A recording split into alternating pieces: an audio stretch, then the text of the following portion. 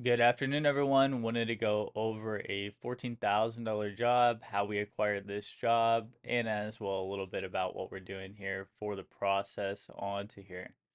So, this is a customer that we've worked with in the past. He actually originally had another home that we did about 10 grand worth of work onto, and then he moved to this new house here, and then he chose us again. We found him initially onto Facebook ads, which we utilize as more of a sniper to get us into the neighborhoods, and then as well building the relationship with the customer afterwards so that we can maintain that. This is done through making sure that we're always timely on the text messages with them, very quick with the estimates that we're giving to the people, making sure that whenever we are out there, we're always professional, always in the shirts, always really presenting ourselves very well onto there. A little bit about this one as well too. As you can see, they already ground the whole entire floor. And then what we like to do is just finish the edges there with the hand grinder so that we don't have to stay so much onto the ground all the time. Obviously, the rack attacks are really nice, but if we don't have to, we would prefer not to. This job here was pretty good, but as you can see a little bit there with the hoses, we can manage those just a little bit better. Probably don't need it to be that long so we can get a little bit better suction. The machine that we use has about 300 CFM, so that helps out quite a bit. But obviously, the lower or the shorter the hose, the better onto it there for you. As well as centralizing it into the middle there helps out a lot. And we also have caster wheels so we can spin this thing quite easily onto there. As you can see, finishing up the vacuuming here, going back and forth with it, putting the machine back in. It's always fun trying to get the 800-pound machine back in onto there with it. Finishing up the final stretches here of the last bit of making sure that we're getting the edges done, and then keying in the drains. Not sure if you guys are doing that, but very, very beneficial where you can make, instead of it just being flat there, you want to make sure that you're curving it down into there so that when the coating finishes, it'll terminate at the lowest point onto there instead of having just a flat edge where water can still end up going into that area afterwards onto it. We also ended up doing the stairs, as you can see there, making sure to put a lot of grip into it as well too.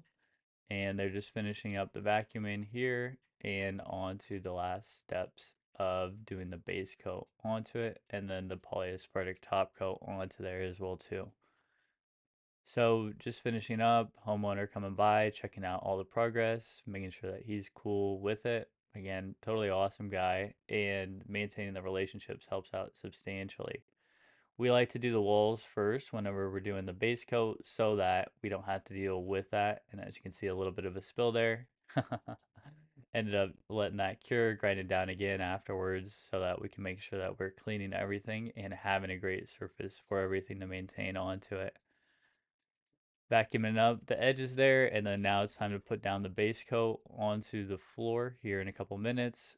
Couple things and tips that help as well, making sure that you have all of your buckets ready for all the flakes, making sure that you have all of your part A of the poly or the epoxy that you're using all ready, and then afterwards just having the B out so that you don't have any mix-ups with the base coat so that you can make sure that you are pouring all that you need, but also your A is already poured, which will cut down onto the time that it takes to actually apply the base coat. Using a notch squeegee here, 8 to 12 mils onto there, and then back rolling it as we progress through the floor. Time is of the essence onto here and making sure that we're always really ahead of it, only flaking until the areas where we have already rolled into, and then boom, bada bing, all done. After all is said and done, they like to do the walls again for the top coat because with polyaspartic there is a very, very short time to work with it, usually about 20 to 30 minutes. So we want to make sure that we're getting rid of any of the complexity that we need to during those times. Next up, make sure that you have, again, everything set up from the part A and the part B. So for instance, already having all of your part A measured out, ours goes down to about 150 square feet per gallon. So ensuring that you already have the square footage for that floor already at that time. And then roll, roll, roll. We do one regular roll out the garage, and then we do one final perpendicular roll onto it. And we are all done.